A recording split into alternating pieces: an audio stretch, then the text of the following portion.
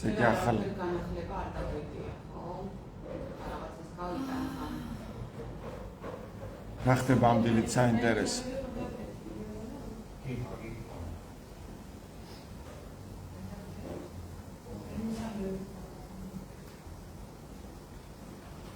ჯერ არ გავიტან პირველ განახლებას, მალე იმას ვიზამ რა.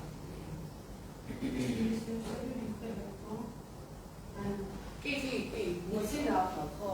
მე დავიკითხე რომ მომენტში საინტერესო ინსტიტუტში რაღაც საფელაძე და ტაკიდან ხო არ არის. მანანა მოვიდა ქველიაშვილი. ვარ მოვეკითხოთ ყველამ. სადიღავი მანანა აქამდე. Emigrațios სხვა კითხვა ჩვენთან რა ინფორმაცია აქვს და ზედან არის ადამიანი. კი, შეიძლება, მაგრამ ახალმა საიმიგრაციო უნდა იცოდეს. საგარეო მაღაზია. მიგრანტების ჯგუფებში ხო არ მიკითხოთ? აი, კარგი აირია, კი, ყველა მიგრანტების დიდი ჯგუფები რო არის, შეიძლება ვიკითხოთ. რამდენადაც არის ხო? ისა რა ქვია, ლელ, იას კითხე მერგვილაძეს. კითხავ იას მიწერე, იმიტომ რომ იამ შესაძლოა იცოდეს რა ხდება. როდის ითქვა ეგამბა? მე შეხვდა რა, იმაში რა ქვია, ფიტში შეხვდა. ყველა ვარიანტში ახალ ვარის მიხოლა. აის მოჭრება იყო. გოშეკა მოწევს. მომწევს ედო? კი, ყველა. საგადასტურებული არის და უნარია. არა, საერთოდ სამიგრაციაში ხო.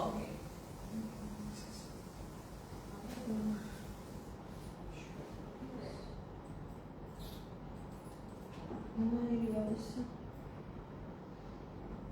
და ეს პროცესი ან რაღაცას არ არის დასასრულებელი.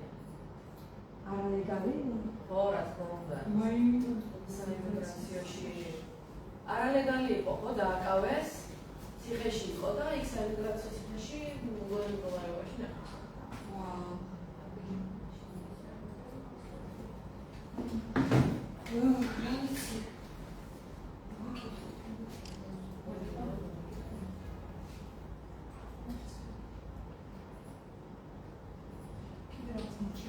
მიზეზი რა არის გარდაცვალების გამო?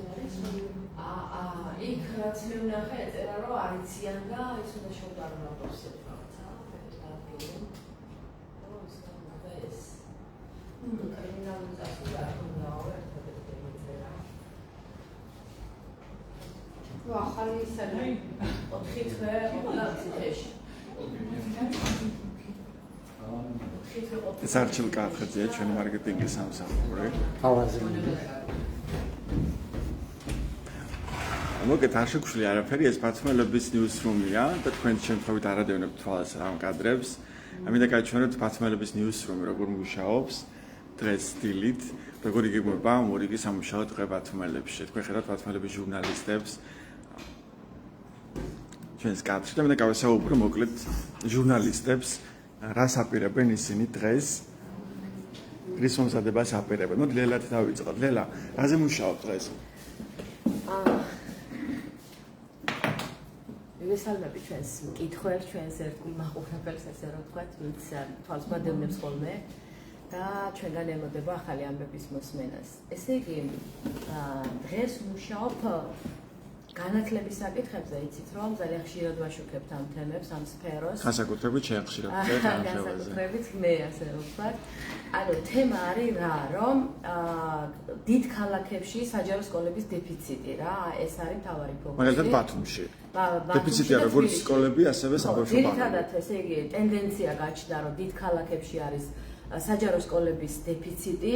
იმიტომ რომ ჩვენ ვიცით რომ მიგრაციაში და მიგრაციას არის გაზრდილი ხო ქვეყანაში სოფლები იცვლება მუნიციპალიტეტებიდან ქალაქისკენ მოედინება მოსახლეობა და კონკრეტული кейსი გვაქვს რამე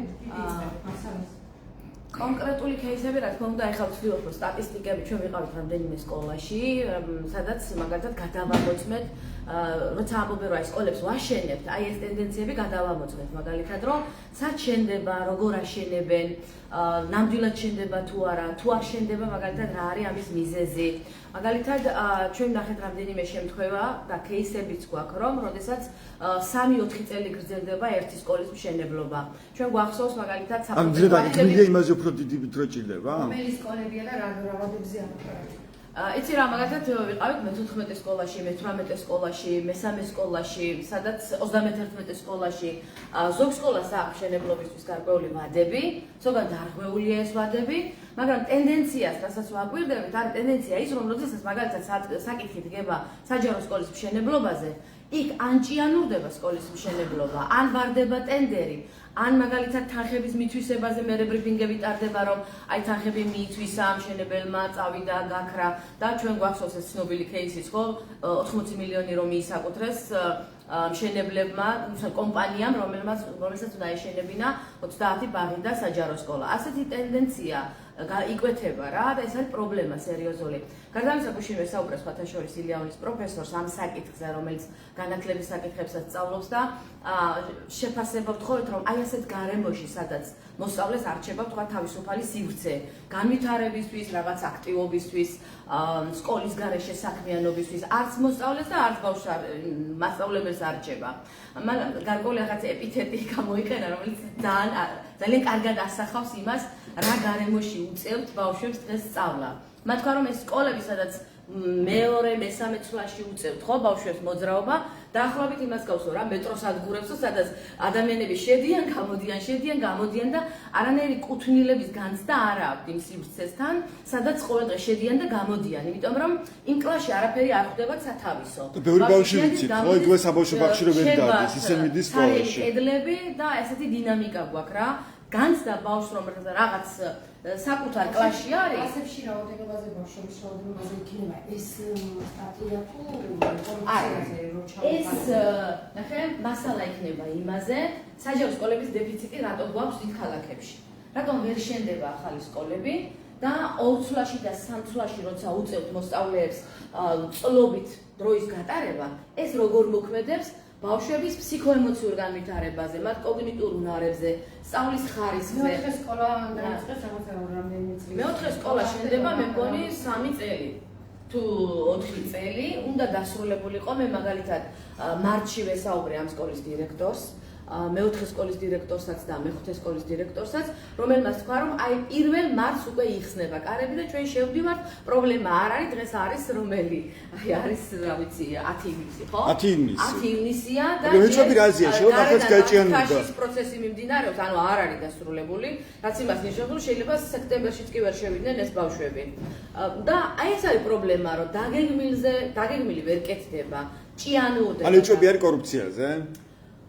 კი, არიან ადამიანები, ვის საუბრობენ, რომ კორუფციის რისკები აქვს და ამ კორუფციის რისკები რო არსებობს, ამას თვითონ გასულეცების ხელისუფლებას არ მალავს, ხო, იმიტომ რომ ბრიფინგები ვნახეთ, როდესაც თვითონ ისაუბრეს იმაზე, როგორ მიისაკუთრეს სკოლების მშენებლობის თანხა, ბაღების მშენებლობის თანხა და ეს უკვე აჩენს გარკვეულ ეჭვებს საზოგადოებას უჩენს, რომ რეალურად კეთილსინდისია როგორ ეს ვიცით რომ ბრიფინგები კორუფციაზე საუბარი.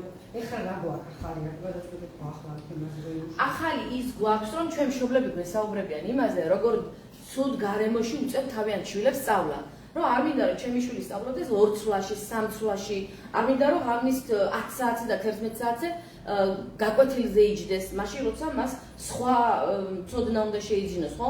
სხვა აქტივობით უნდა დაკავდეს. ამიტომ მინდა რომ ეს პრობლემა ვაჩვენოთ, რომ რატომ არის საჯარო სკოლების დეფიციტი.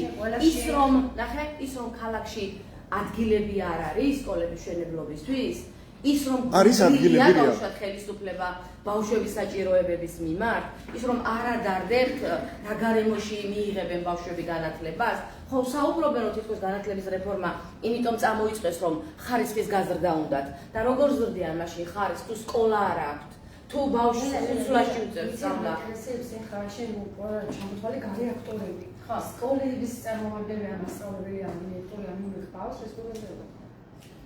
ამ წუთში მე ვისაც ვესაუბრე, ეს არის ილიანის პროფესორი, როგორც გითხარით, რომელიც აფასებს იმ მდგომარეობას, რაც გვაქვს ამ თვალსაზრისით, მას აქ შეხება სასკოლო სივრცეებთან იქონდეს ან მასწავლებელი. შევეცდები, რა თქმა უნდა, ჩვენ ყოველთვის ვცდილობთ, რომ დირექტორს ვესაუბროთ, მშობლებს ვესაუბროთ, წინა მასალებიც მაქვს, სადაც მაგალითად ჩანს ეს პრობლემები, მშობლები საუბრობენ ჩვენთან და აღწერენ ამ პრობლემს, რომ რა ტიპის გარემოში უწევთ რა თავიანთ შვილებს სწავლა და რატომ არის იმას მაგალითად პრობლემა ბავშვისთვის.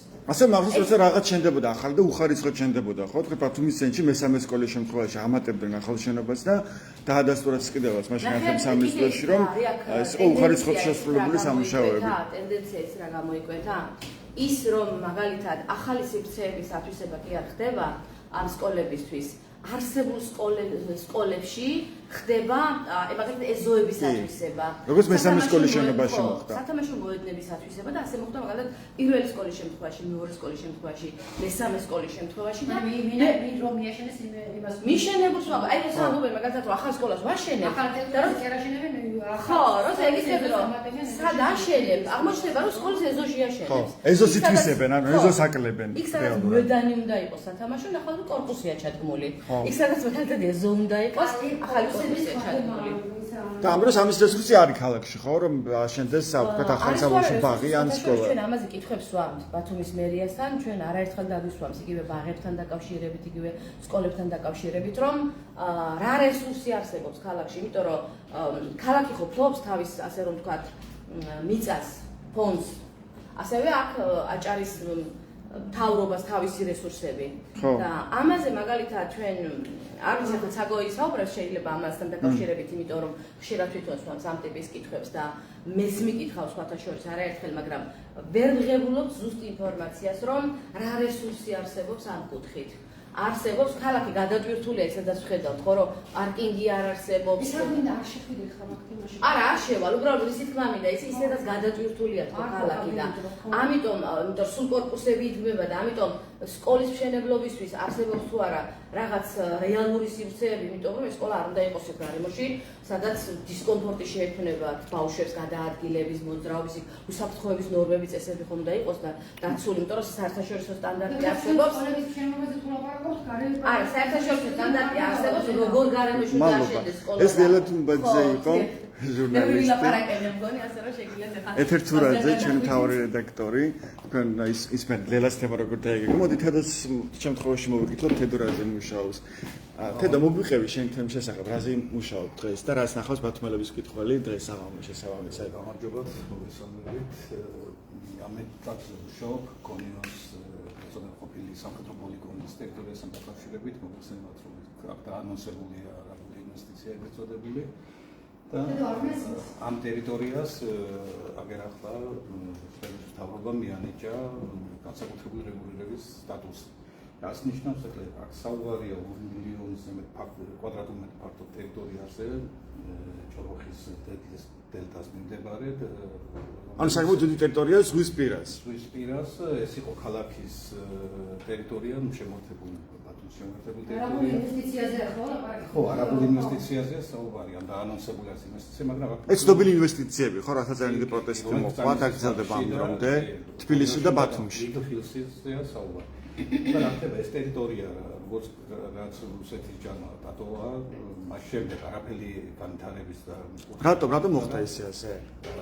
ვერ გეტყვით, იმიტომ რომ საკმაოდ დიდი ტერიტორია, პლუს ამას აქ მნიშვნელოვანი ის არის, რომ ეს არის აგრეთვე ეს ტერიტორია შედის ეგრეთ წოდებულ სურმუხტის ქსელში, ანუ გარემოს დაცვის კუთხით და ჭოროხის დელტა, რომელიც ეს არის პანევროპული ქსელი, რომელიც მიდრიგებად გადაშენებად სახეობებთან დაკავშირებით აუცილებელია, რომ ეს სახეობები გადარჩეს და სახელმწიფოს ხელი აქვს მოწერილი, ბერნის კონვენცია იცავს და ვალდებულია, რომ ეს ტერიტორია სახელმწიფო დაიცვას, გააფართოვოს კიდეც შესაძლებლობის ფარგლებში და აქ რა ხდება ახლა დაიწყეს როგორც კი დაანონსებს არაბული ინვესტიცია აი ამ ტერიტორიაზე ეხლა დაიწყეს აი ამ ტერიტორიაზე ხო საუბარია თითქმის აი ამ ტერიტორიაზე აი ბათუმთან აეროპორტის მიმდებარე ჭოროხის დელტაში სახელმწიფომ ისე დაავალა გარემოს დაცვის სამინისტროს მთავრობამ რომ ესე იგი ეს ამ ტერიტორიას სურმუხტის ქსელის ტერიტორიის საზღვრებს გადახედოს ეს ერთი უნდა გადახედონ ასევე აეროპორტის უსაფრთხოების ზონა, სასაფრენ და საფრენ ზოლი არის. ანუ ამზადებენ ამ ტერიტორიას. ანუ ამზადებენ ამ ტერიტორიას მის სტატუსს. ეხლა დაიწყეს. ის სტატუსი თემატო და ჭირდება სტატუსი. ისედაც აწევდნენ, ისედაც იგებოდა, მაგრამ რაღაც რა ხდება ისი? გაცილებული არ იყო შემთხვევაში, ხო? ანუ ესაა დაცული ტერიტორია, რომლის გასვლისება ასწავლეთ, არ შეიძლება, ამიტომ თავობა ეხლა წვის ამ საზღვრებს. ასევე აეროპორტის ზონაში შეზღუდულია გარკვეული შეხედულებები, მე კავშირი გქონდა ეგ შესაბამის უწყებებთან, განსხვავებასთანაც და რაც თავარია 2021 წელს სახელმწიფო მიიღო დადგენილება ჩოროხის დელტის და ამ ზურმუხტის ქსელის დაცვის შესახებ, ანუ გეგმა მიიღო დაცვისა და განვითარების. ეს გადამფრენი ფრინველების კი, გადამფრენი ფრინველების სახელობებია სხვადასხვა ადგილობრივი ჰაბიტატები და ისინი და ეს ევროპული მასშტაბით არის შექმნილი. ეს განაგვითვის სამუშაოები რაც იყო მაგ არ კავშირში ამ ტერიტორიასთან. ხო, განაგვით სამუშაოებამდე გეტყვი, რომ აი ეს გეგმა განვითარების და დაცვის ამ ტერიტორიის სახელმწიფო მიიღო, შეიმუშავა, თუმცა არა უმოქმედებია. გარემოს სამინისტრო 21 წლიდან დღემდე თითქმის 5 წელია გეგმა დადეს, ასე ვთქვათ, ეს ვალდებულებას გაგიწევს სახელმწიფოს განვითარება სტრატეგიას, განვითარების ამ ტერიტორიის, თუმცა არაფერი ამის კუთხით არ გაკეთებულა, შესაბამისი კანონიც კი არ აქვს მიღებული, როგორც გარემოს სამინისტროში მითხრეს, რომ ეს გეგმა ამოქმედდეს. შემდეგ დაიწყო ზუსტად განაგვითვის სამუშაოები, აქაც სახელმწიფო ფულს ხარჯავს ამათებით, მანამდე ასეთი ღონისძიებები არ განხორციელებულა და ეხლა რაც თავარია მიანიჭეს წელან აღნიშნული განსაკუთრებული სტატუსი ტერიტორიას, რომელიც ნიშნავს იმას, რომ ქალაქი ბათუმი ადგილობრივი თვითმმართველობა ამ ტერიტორიის განვითარებაში ვეღარ ჩაერევა ვერან ამ გეგმას, განვითარების, რეგულაციის და ასე შემდეგ ყველა დოკუმენტს იღებს საქართველოს მთავრობა და შეუძლია არსებული კანონმდებლობიდან განსხვავებული ისა რა ქვია გეგმების რა. ანუ არ იგებენ ამ ტერიტორიას, ასე გამოდის, ამ დაცულ ტერიტორიას ამ ბიზნესისთვის. ხო, ყველანაირად უნდა მოამზადოთ იმისთვის, რომ პრობლემა აი ეს კანონმდებლობით, თუნდაც ასოცირების კონვენციის ხო, ეს მექანიზმი არ არის, ეს ამასობლობ ეხლა, რომ რამდენად შეიძლება რა საზღვრებს შეეხება, გამოთხოვილი მაქვს საჯარო ინფორმაცია სამწუხაროდ და ვიცი თუ მოესწრება მიღება და ისე თუ მომზადება, მაგრამ ჭირს ამ ადრეც მოგამოვითხოვება, ზუსტი საზღვრები არ მომწეს, არ გაწვდია ამ საჯარო ინფორმაციას. მაგრამ არის დოკუმენტები, რომელთაც შეიძლება რომ შეადაროს შემდეგ რას დატოვებენ და რა დარჩება. და ასოცირების ხელშეკრულებაც ფაქტობრივად გოვალდებულებს ამ ტერიტორიის დაცვას ამ კუთხით. პლუს ამას კიდე არის ერთი დეტალი, ეს კი ასოცირების ხელშეკრულება გოვალდებული კონსუმაციის ქსელის დაცვას. ესენი ცვლიანი იმისთვის, რომ ეს ასე ვთქვათ, ჩხალებში გააასაბილოს ყველა ტერიტორია, ჭიანად დაუცველდა ყველაფრისგან და კანონს არსებული კანონმდებლობიდან განსხვავებული საერთაშორისო ამაზე საუბარი. და პლუს ამას კიდე ერთი დეტალი აქვს, გარკვეული ნაწილი ამ ტერიტორიის, რაც მათ აქვს მოაზრებული ამარაბული ინვესტიციისთვის, შემოდის გონიოს ციხის დაცვის არეშიც. ეხლა არის დაცვის არეშ რას უზრუნველენ ჯერჯერობით არ ვიცი და აი ამ დეტალებს ვარკვევ მოკლედ. აეროპორტის ზონაში შემოდის ეგ. აეროპორტის ზონაში შემოდის, თუმცა აქაც არის მიღებული ახალი დავალება, რომ გადაიხედოს და კორექტირება მოხდეს ამ აეროპორტის დაცვის ზონისგან.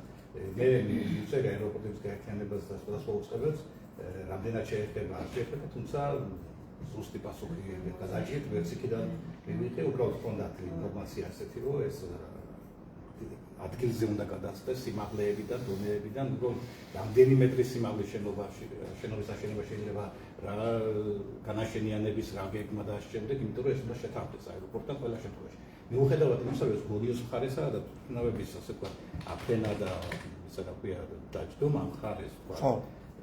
არ ხდება, მაგრამ აეროპორტის საერთაშორისო მექსიკის. მაგრამ ეხება მაინც ამ ჩიკაგოს დოკუმენტი, რომელიც ითხოვს, რომ ეს დაცული არის, ეხლა როგორ შეცვლიან, ანუ ყველაფერს ცვლიან იმისათვის, რომ ეს ანუ ყველაფერი და მოერგოს ეხლა ამ ინვესტიციას. ეს რა ინვესტიცია, საკითხია კიდევ. თუნდაც ეს ინვესტიციაზე გაიგვა რამე დამატებით, ხო, ხონაშები და უთხრა აკვე ჩვენს მაყურებელს, რომ გასაიდუმლოებულია ეს დოკუმენტები და ხელშეკრულებები, ხო, რაც გაფორმდა სახელმწიფოსა და ამ ინვესტორს შორის. ეხლა დამატებით რომ ბათუმთან დაკავშირებით და გონიოზი არის რამე ცნობილი რა იგეგმება ამ ტერიტორიაზე და რა პირობებით, როდის დაიწყება ეს? ზანისის პარკთან დაკავშირებით იქ ეს ტერიტორიები უკვე უზურპებით გადასცეს მიკროფილოს საქართველოს კომპანია შექმნილი, თუმცა გონიოს პოლიგონთან დაკავშირებით ეს ტერიტორია ჯერჯერობით შევა სახელმწიფო საკუთრებაში, სხვადასხვა საგერახლა გადასცა აჭარის მთავრობამ საქართველოს სწორედ ამ ინვესტიციისთვის ეს ტერიტორია თორე იყო ადგილობრივი მნიშვნელობის საკუთრებაში. და ჯერჯერობით ანუ ხარი საქართველოს სახელმწიფო საკუთრება. ეს სხვა დანარჩენი ჯერჯერობით უბრალოდ ამზადებენ ამ ყველა ეს დეტალს, რომ ანუ კანონმდებლობას ამზადებენ ეხლა და არგებენ ამ ბიზნესს, ესე გამოდის, ხო? ძალიან ისეთ სტრატეგიულად ბიზნესია, რომ ეს აეროპორტი ეს როგორც ვახსენეთ, ეს მოხდის ქსელი, აქ არის კიდე ჭოლოხის ზედარონის გადამფრენი ტექნოლოგიისათვის არის ეს ერთადერთი კუნძული ვით დარჩა, იმიტომ რომ დანარჩენიან და ხო.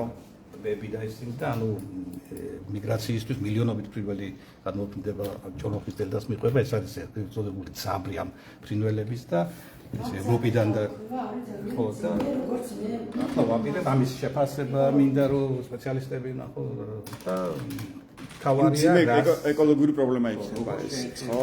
და ასევე ტურისტული ინტერესიც ხო და ტურისტული ატრაქცია ასევე, ხო? ფრინველებზე ტურისტული თავისთავად აქ დაკვირვების ფესტივალები მიმართება და რამდენი ობიექტი არა აშენებული სახელმწიფო ფული აქვს დახარჯული და ფესტივალებს ატარებს ინფრასტრუქტურას მოწყობილი აქვს რამდენად როგორ შეეხება მინდა რომ თქვა ამის ანალიზიც გავაკეთო იმიტომ რომ ტერიტორია არა არის უბრალოდ ქალაქის განაშენიანების კუთხით ერთ-ერთი ქალაქისთვისაც შეიძლებოდა მაგრამ ეხლა ქალაქს ფაქტობრივად არავინ არ ეკითხება როგორ განვითარდება ეს ტერიტორია და კანონმდებლობით გასაკუთრებულ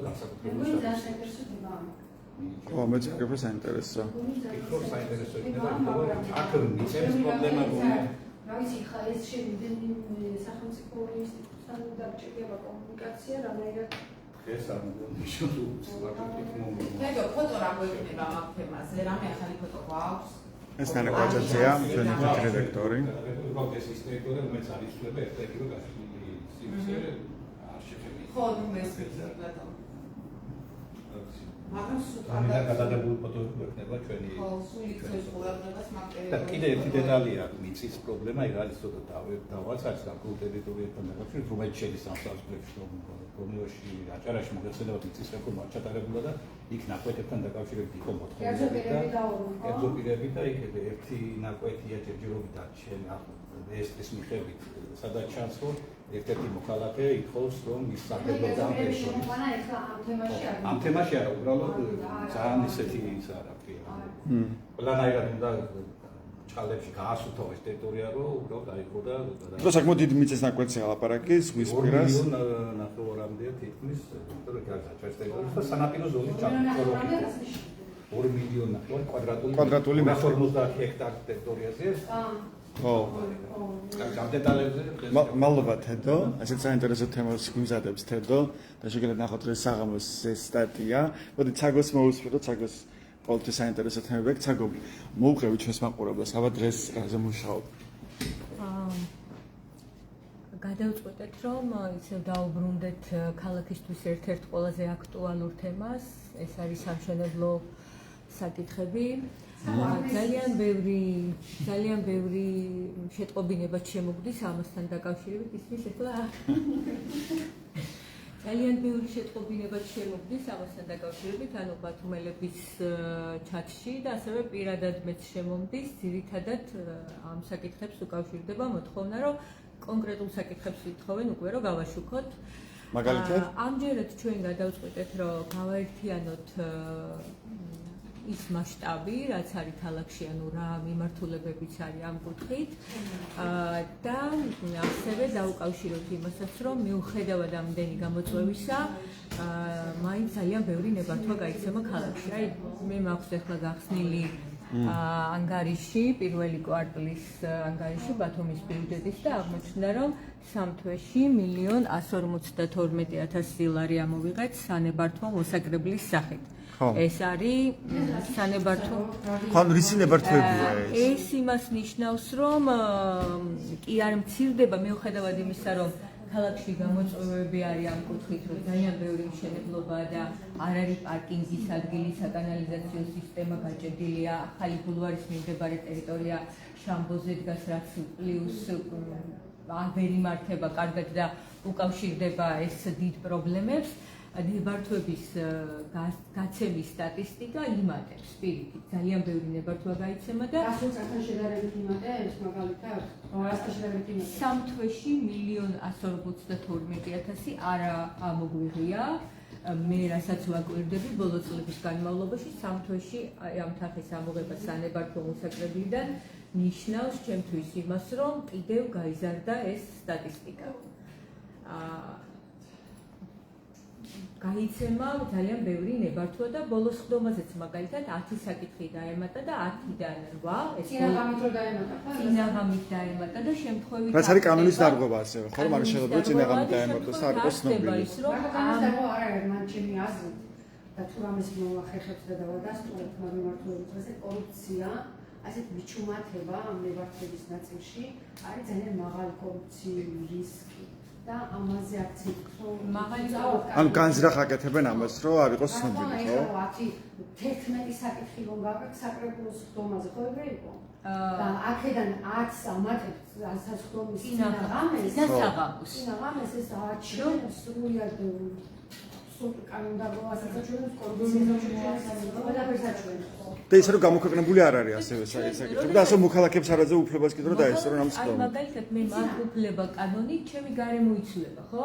ჩვენ გვახსოვს ბათუმის საკრებულოს ხდომაზე მისული მოქალაქეები, როცა გაიგეს კონკრეტული პროექტის შესახებ, მათი აზრი დააფიქსირეს საკმაოდ უწავად. მოქალაქეები აღარ მიდიან საკრებულოს ხდომებზე, მათი აზრის დასაფიქსირებლად. რატომ? იმიტომ რომ დამალული არის ეს ყველაფერი. ამას რეკომენდую. აგრე ხო ამაგი იყოს ხდომებში ეს საკითხები ჩაეხარა რეკომენდую ჩემი აზრით, მაგრამ შეიძლება არასწორი მოსაზრება და ამაზე პარლამენტში ყურადღება რომ იციან ხალხის განწყობები, ანუ ეს რაღაცა მაღალი მიღებლობა არ იყო ბათუმში ან რაღაცა გასტროლოგიური პრობლემებიდან გამომდინარე და ამიტომ მალავენ ამ ყველაფერს ხო მე ასემბლეია კი ამიტომ მალავენ ამ ყველაფერს იმიტომ რომ მართლა ჩვენ გვახსოვს საკრებულოს ხდომაზე ჩავარდა საკითხი მოსახლეობის აქტივობის გამო ძალიან მწვავე იყო კონკრეტულ საკითხთან მიმართებაში მათი რეაქცია და საკითხი ჩავარდა. მეორეც ანუ მოქალაქეების აქტიურობას შეუძლია მოახდინოს გავლენა და ჩვენ ამის მაგალითები გვინახავს. ხადია შეუძლია მოახდინოს გავლენა, მაგრამ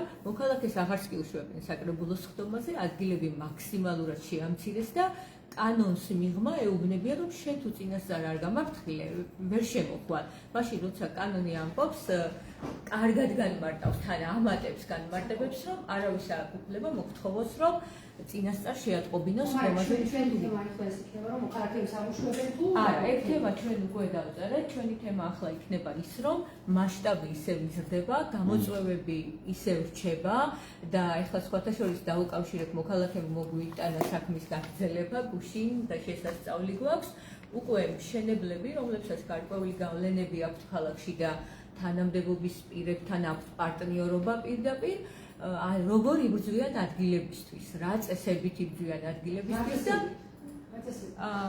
შევიწროვებით, მუქარებით, მესაკუთრეებს ემუქრებიან. მესაკუთრეებს ემუქრებიან დავითმობ ამ ადგილს და წახვალ აქედან და ჩვენ თუ კარგად გადავხედავთ, თუნდაც იმათ საკითხს და თუნდაც ბოლო დროს გაცემულ ნებართვებს მასშტაბები რასაც აქვს, კარგად დავინახავთ, რომ დეპუტატები აშენებენ, მათი პარტნიორები აშენებენ, ოცნებასთან დაახლოებული პირები აშენებენ ყოფილი დეპუტატები ასევე ყოფილი მთავრობის თავმჯდომარეების პროექტებიც ვიცით ჩვენ აჭარის მთავრობის თავმჯდომარეები როგორ ყოფილი პოლიციის და მოქმედი პოლიციელი არის ახალი თანამდებობა ჩააბარეს ვისაც ჩვენ გვეწერა რომ საკმაოდ დიდი მასშტაბით მწვანე კოთხზე აშენებს და საკმაოდ მხოლოდ ისინი ახერხებენ ახლა რომ ამ ოცნებასთან დაკავშირებული პირები ემუქრებიან მოკეთა მოქალაქეებს, ხო? და აიძულებენ რომ დათმონ კონკრეტული ტერიტორიები. ნახეჯაბა,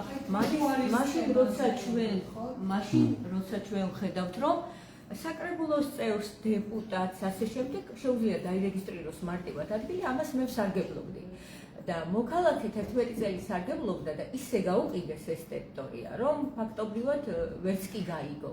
და ახლა მის წინააღმდეგ არის მუქარა რომ ან გადაგწვავ, ან დავითმობ მაგ ტერიტორიას და წახვალ. რომ არ იყო შეცვლილი ესკიზი, როცა მაგალითად 3 სართული შეიძლება ქალაქში დააშენო. იგივე კომპანიის პარტნიორმა დააშენა 3 სართული და პასუხს არ თხოვენ და ამ მოქალაქეს ეუბნები რომ შენ ესკიზში რაღაცა გადახრაგებ და სხვათა შორის 11-ში არის დაბარებული მუნიციპალური ინსპექციის ხდომაზე ეს მოქალაქე იმისთვის რომ მას მოსთხოვოს პასუხი და მოკლედ ეს გავლენები ახერხებს იმას, რომ ყველა მხრიდან შეავიწროვენ ეს მოქალაქეები თავის საკუთრება დაუსმოს იმას, ვისაც ეს სურს. ანუ ეს ნებართვების გაზრდილი მაჩვენებელი ნიშნავს ამას მიანიშნებს, რომ ნებართვების გაზრდილი მაჩვენებელი ნიშნავს იმას, რომ მიუხედავად იმისა, რომ ვერ აგვარებს ქალაქში პარკინგების ადგილების პრობლემას, მიუხედავად იმისა, რომ საკანალიზაციო სისტემა ჭედავს და ასე შემდეგ, ეს თემები გვერდით გვაქვს გადადებული და ნებართვების გაცემა ინტენსიურად გრძელდება. ბალობა ეს საგო კახაბერიძე იყო, თქვენ მას უსმენდით. ხედავთ ასე მზიას ბანერს, იბრძოლეთ სანამ გვიანი არ არის. მზია რჩება უკანონო პატიმრობაში, პირველი ქალი ჟურნალისტია, როგორც იცით, საბჭოთა კავშირის ასე შემდეგ, ვინც აღმოჩნდა პატიმრობაში. მოდი მანან ქველია ეს მოვსინოთ ამ შემთხვევაში. მანანა, რაზე მუშაობ შენ? ძალიან მოკლედ უნდა ვთქვა, იმიტომ რომ ისეთ თემაზე ვმუშაობ 13 მაისს მიიღო პარლამენტმა. ცამეტ მაისს მიიღო ქართულმა ცვლილებები თავდაცვის კოდექსში და ამ ცვლილებებით ძალიან ბევრი ადამიანის ცხოვრება შეიცვალა, ვისაც უწევს ჯარში წასვლა. მაგრამ ეს ცვლილებები შეეხო თუ არა კონკრეტული თანამდებობის პირების შვილებს და კონკრეტულ საჯარო თანამდებობაზე ყოფ ადამიანებს, რომლებსაც ჯერ 27 წელი არ შესრულებიათ და აქვთ ვალდებულება, რადგან საქართველოს მოქალაქეები არიან, წავიდნენ ჯარში და მოიხადონ სავალდებულო სამსახური. აი როგორ არიდებს ეს ხალხი ამას თავს? ანუ არიდებს ვიცით ამის შესახებ? არ ვიცი, ხო, არიდებს თუ არ არიდებს თუ რაიმე როგორ შეძლეს ან არის ამის მექანიზმები, რომ თავი არიდოს? ნახოთ, კვლევის ეტაპზე ვარ, ამიტომ არ მინდა რომ ბევრი ვილაპარაკო. ანუ შენ ვწდობ გადაამოწმო თანამდებობის პირების შემთხვევაში და მათი ოჯახის წევრების შემთხვევაში. ანუ ეს უკვე გადაამოწმო, ხო? რაღაც ნაწილი გადავამოწმეთ და კონკრეტულ ადამიანებზე მოვყვებით. ვინც ჯარში არის. საინტერესოა.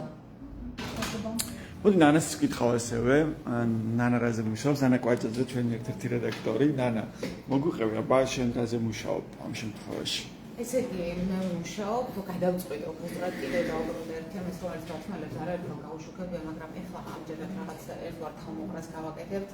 დავწერთ როგორ ინგრევა ბათუმი და უფრო ზუსტად რომ გითხრათ, ჩვენს მაყურებელს კულტურული მემკვიდრეობის ძეგლები და ისტორიული სახლები, რამდენი ასეთი სახლი დაინგრა ჩვენს ქალაქში და ეხლა მინდა რომ ჩვენს მაყურებელს ჩემი ეკრანი ვაჩვენო, ესეთი მოძებნე სტატია რიჟვაძე ბათუმის ბულვარში ახალმშენებლობებზე გამოცხადეს სრული მორატორიუმი და ეს ეხებოდა ეს მორატორიუმი ვითომ და მორატორიუმი არა მხოლოდ ბათუმის ბულვარს, არამედ ახალმშენებლობებს. ეს არის 2021 წლის სტატია. რა თქმა უნდა, არავითარ მორატორიუმს ბათუმში არ უმუშავია და ჩვენ თვალწინ დაინგრა აბსოლუტურად ქალაქი. ანუ ამის შემდეგაც გაგრძელდა ჩვეულებრივად გრევა კულტურულ მემკვიდრეობის, ხო?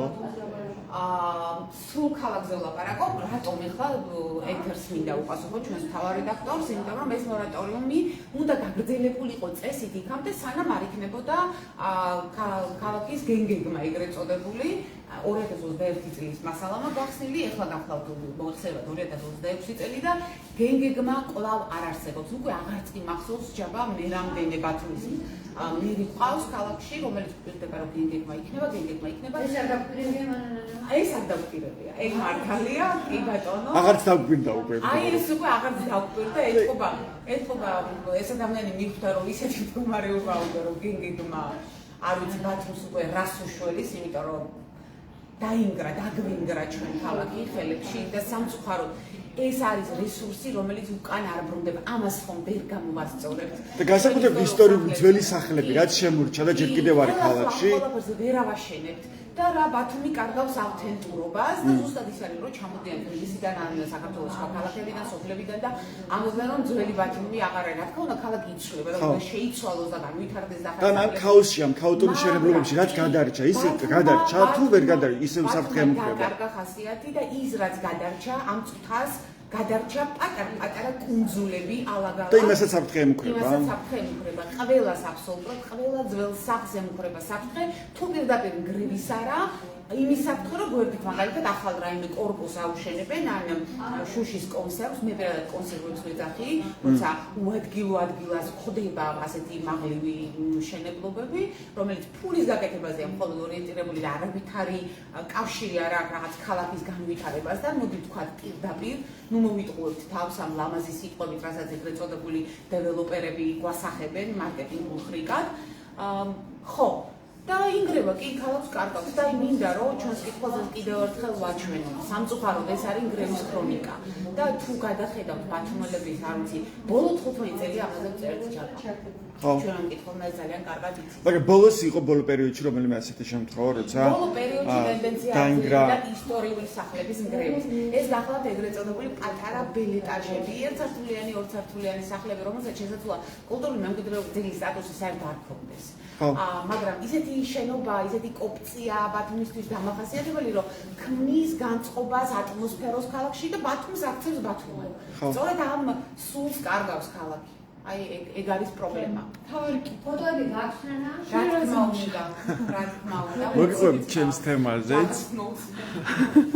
ხო, მოგეთ მე ჯაბარი ვარ. მოგეთ ჩემ თემის შესახებ, მე ვმუშაობ დღეს საპენსიო სისტემაზე. ეს როგორც იცით დიდი პრობლემაა და დიდი ხნის პრობლემაა. იმიტომ რომ თქვენ იცით რა მდგომარეობაში არიან პენსიონერები ქვეყანაში, რამაც თუ პირობებში წევთ ცხოვრება.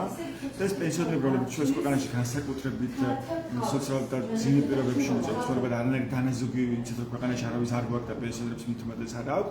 პენსიონერები იღებენ მოგეთ ყველაზე ძვირადღირებულ სესხებს. გუშინ ხო ანუ ყველაზე მაღალი პროცენტი უწევს პენსიონერს. აი ეხლა არის დაახლოებით 26%. ეს არის მას შემდეგ, რაც თვითონ იმუშავა პარლამენტმა და მთავრობამ ამას არ უმუშავია.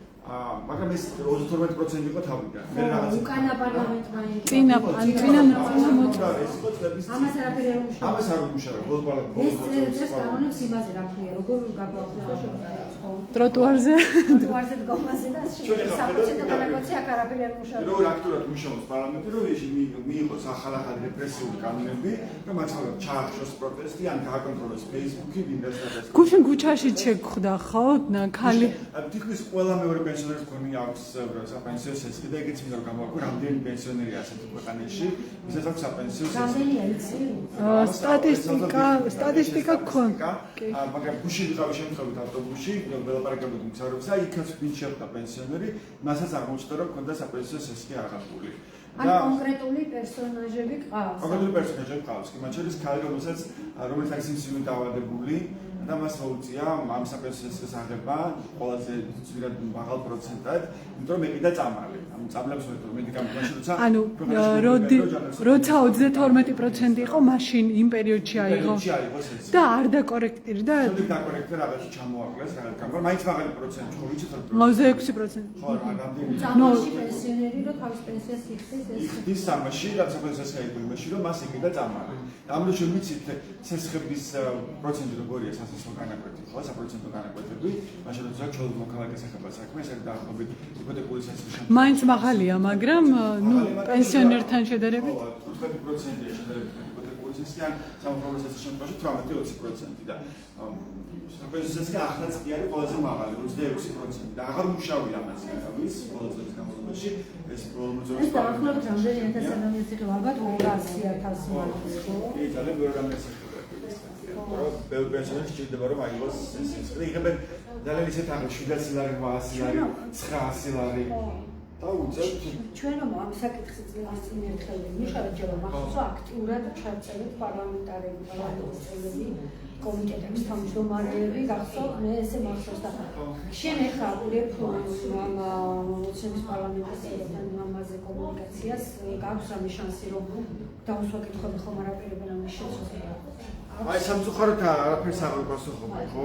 ჩვენ ის გამოწვეველი როგორც საჯარო ინფორმაციის გამოთხოვა და ასე პასუხის მიღება, ასევე კომენტარი რაღაც ტიპის კომენტარის მიღება თავდაცვის მხრიდან. ცხადია რომ არაფერი მსგავსი არც მოწვევა, არც მოსმენა ამ მოწვევის პარლამენტში არ ყოფილა ამ საკითხთან დაკავშირებით. თუმცა ცდილობა გექნება მაგალითად რომ რომელიმე აუცილებლად ამას და ვკითხავთ იგივე მანსობეთ განსაცდელს რა შეიცვალა მაგალითად შემეს უნდა აღნიშნოთ რომ უცილებლად რომ ეს იყო ბანკი რომელიც იმედის ყოფილი მფლობელის მფლობელობაში გიორგი რუხაძე ხო ირაკლი რუხაძე ბოდიში ხო და ასევე აღნიშნეთ რომ რა თანხად რამდენი მილიონად გაყიდა ამ კაცმა ეს თავისი ბანკი ანუ ამ მოწყვლადი ჯგუფის პენსიონი ეს აუცილებლად ქონდეს რა.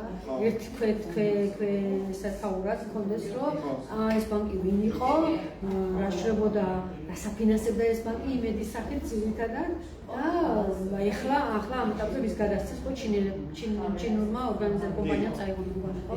აი ეს ხო საკეთებად ქონდეს ეს საპენსიო სისტემაში აუცილებლად, იმიტომ რომ აი ეს პენსიონერის სესხი ეს მაღალი საპროცენტო განაკვეთი აბსოლუტურად ამ ირაკლი რუხაძის ბანკზე იყო გებული და ეს უნდა თქვა კი. ხო, ერთი ჩავახეთოთ. კარგი და ბოლოს და თავად ჩვენი კამპანიის შესახებ ხო ბათუმელები ხართ გადასარჩენი ხო რა ხდება რატო ჩავთეთ ეს ლაივი და ძალიან უჩვეულო სიტუაციაში ვართ ახლა ჩვენ ეს არ არის ჩვენთვის კომფორტის ზონა დისკომფორტის ზონა ჩვენს ნიუსრუმში შემოვიყვანეთ ჩვენი მოხმარებელი ასე ვთქვათ, აუდიტორიამ მკითხველი, მაყურებელი რატო შემოვიყვანეთ, იმიტომ რომ მინდოდა ერთი მხრივ გვეჩვენებინა, რომ რას ვაკეთებთ, ჩვენ ვინ ვართ, ჩვენ ვართ კონკრეტული ადამიანები და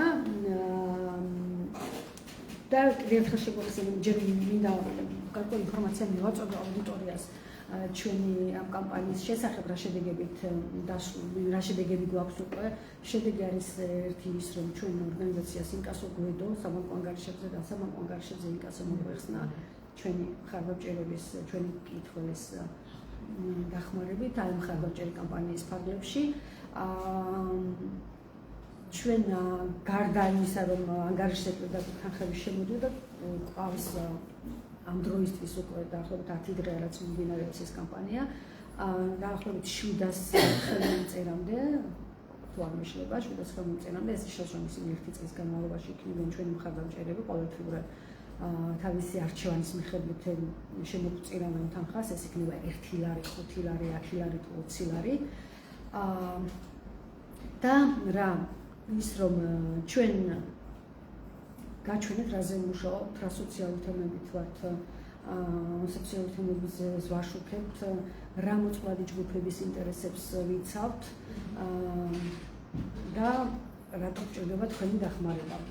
რატო უნდა გავაძლიეროთ ერთმანეთი, რატო უნდა დაგვიჭიროთ მხარი ჩვენ და რატო უნდა ვიმუშაოთ ჩვენ იმისთვის, რომ აი ამ მოწყვლადი ჯგუფების ინტერესები იყოს დაცული, მათი ხმა ისმოდეს. ამიტომ ანუ რეალურად არის რესურსი ქვეყანაში, რომ მოქალაქეებმა თავად შეინახონ და კონდეთ მათ ამოუკიდებელი და კრიტიკული მედია.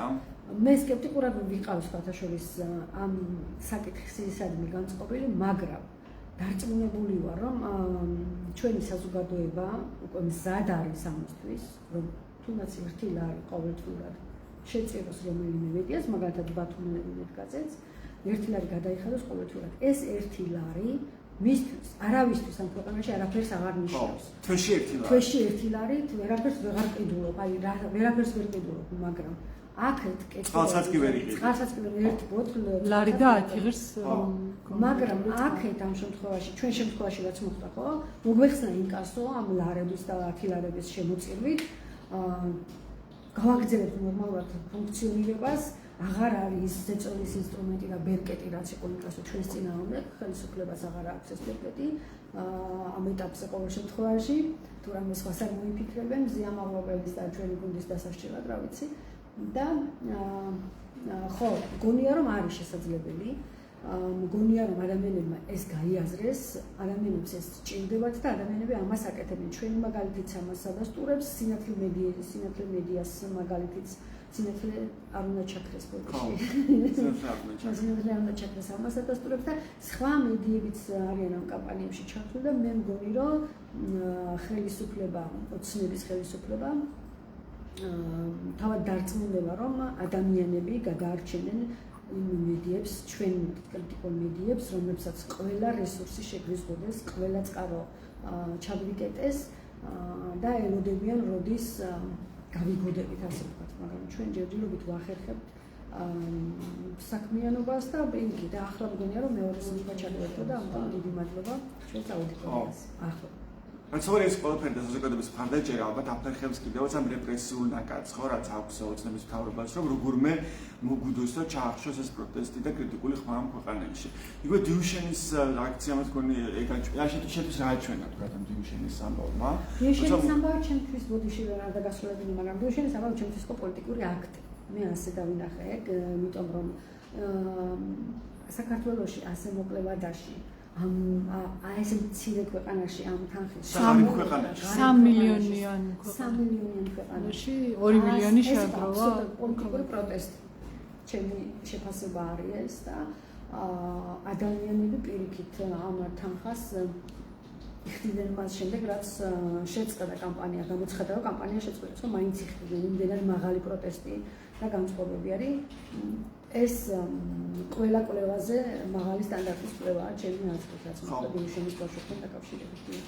და გამოჩნდა საზოგადოების ძალა, ოცნების პირისპირ. საზოგადოებამ, საკუთარ ადამიანებმა განაცხადეს, ეს ადამიანების განაცხადი. და ეს განაცხადი იყო არა ცალკეული ადამიანის განაცხადი, იცი საზოგადოების განაცხადი. ჩვენ ვაჩვენებთ, რომ არ საზოგადოება. ამ ქვეყანაში ვაჩვენებთ, რომ არის არსებობს საზოგადოება. მაღალი საზოგადოებრივი კულტურა არსებობს. ამ ერთმა მაგალითმა ესაჩვენა. თუმცა ეს იყო პოლიტიკური პროტესტი. ვინ მივიდა? რაღაცა ვიდეო უნდა ვნახო და ჩვენ მკითხოს დაუბრუნდები ამ ახალი ამბით. ვაუ. დავამთავროთ მაშინ, იმიტომ რომ ვიმუშაოთ. რამე ხო არ გაქვს სათქმელი და გაგვიჭირეთ მხარი, მადლობა. ყველას ვინც დაგვიჭირა მხარი, ყველას თითოეული თეთრის, თითოეული ლარის გამო ჩაგაბარებთ ანგარიშს.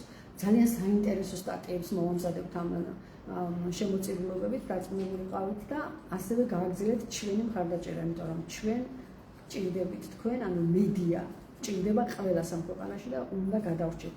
რაც არ უნდა ავტორიტარული რეჟიმი იყოს ქვეყანაში და როგორც არ უნდა ცდილობდნენ რომ გაანადგურონ სიტყვის თავისუფლება, არ ვიცით ამის უფლება. მადლობა კიდევ. და ვიდრე კრიტიკული მედია არსებობს, მანამდე ვერ დამყარდება ამ ქვეყანაში დიქტატურა დიდი მადლობა.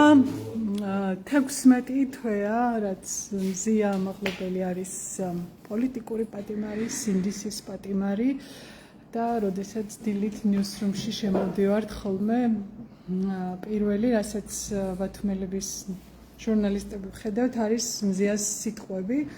ფოტოს ხოდაშორის ვერ ვხედავ, ყოველთვის სიტყვებს ვხედავ, რომ ვიბრძოლოთ მანამ სანამ გვიანი არ არის და სანამ დამოუკიდებელი მედია არსებობს ამ ქვეყანაში. არა მარტო ბათუმელები, არამედ პატარა და ბევრი სხვა მედიებიც, თავისუფალი და დამოუკიდებელი მედია არის გარანტია იმის, რომ მოქალაქეს ვერავინ დაჩაგრავს და მოქალაქეს ექნება ყოველთვის სადღაც წასასვლელი, სადაც ეცდება, რომ საკუთარი სიმართლე დაამტკიცოს. 16 თვეა ხო მზია, რაც უკანონო პატიმრობა. 17. მე რატომ ახსოვს 16, აი დროც 17. მოკლედ დღეს გარიცხე 2 დღეში. 2 დღეში. დღეს არის 10 ივნისი, ხო, 7. ძე 12-ში იქნება 17 დღეს რუსულს. ხო, კარგი, ზუსტად მნიშვნელოვანია. ძალიან დიდი მადლობა, ვინც გვიყურეთ და მადლობა ყველას, ვინც მხარი დაგვიჭირეთ.